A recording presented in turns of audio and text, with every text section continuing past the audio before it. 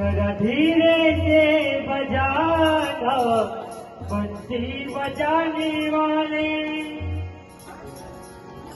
मुरली सुनाने वाले, बंसी बजाने वाले, ओ मुरली सुनाने वाले, जरा धीरे से बजाना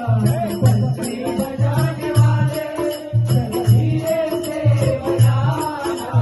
बंसी बजाने वाले, मुरली सुनाने वाले, बंसी बजाने वाले, ओ मुरली सुनाने वाले।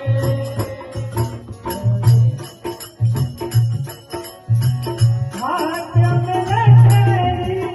काने कमलिया, हाथ में लकड़ी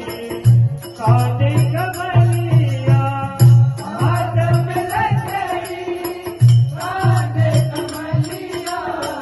हाथ में लकड़ी काने कमलिया, हाथ में लकड़ी काने कमलिया, हाथ में लकड़ी काने कमलिया,